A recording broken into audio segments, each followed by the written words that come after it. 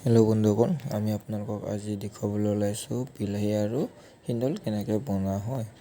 তো প্ৰথমে আমি বিলাহীটোতে লৈ লৈছোঁ। আমি বিলাহীটো লৈ পেলাই এনেকৈ কাটি লৈছোঁ। কাটি লৈ আমি পিঁয়াজ আৰু জলকীয়া অকণমান কাটি লৈছোঁ।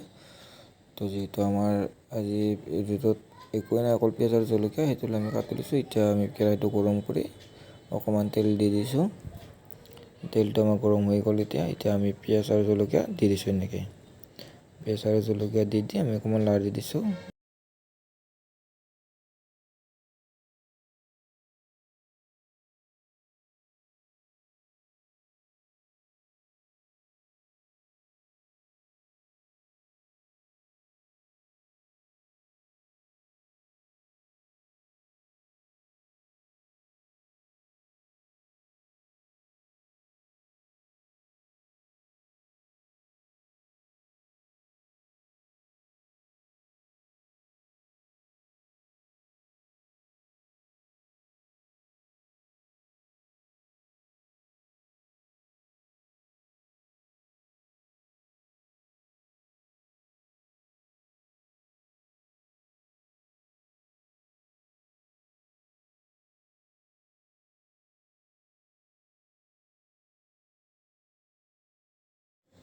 এয়া হৈ গ'ল আজি আমাৰ ফাইনেলি বিলাহী আৰু হিন্দল।